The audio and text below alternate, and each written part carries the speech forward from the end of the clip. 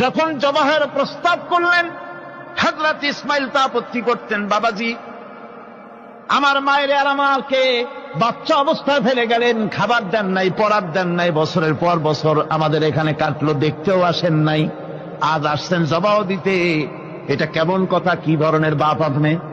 এরকম বলছে নাকি? এরকম বলছে? হযরত ইব্রাহিম আলাইহিস সালাম প্রস্তাবটা কিভাবে পারলেন?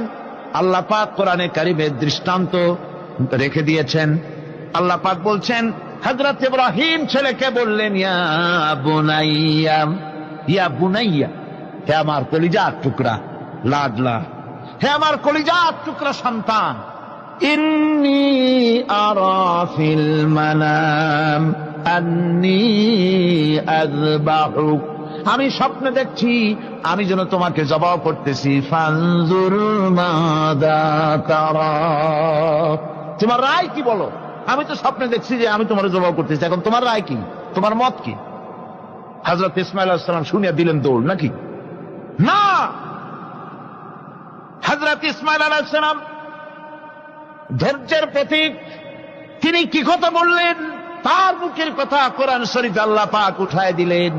হযরত ইসমাঈল বললেন, ইয়া আবাতি ফাআল মা তু'মারু সাতাজিদুনি ইনশাআল্লাহু মিনাস সাবিরিন, হে আমার পিতা, আপনি যে ব্যাপারে আদিষ্ট হয়েছেন আপনি তা পালন করুন, অবশ্যই আমাকে ধৈর্যধারীদের মধ্যে পাওয়া যাবেন। সুবহানাল্লাহ।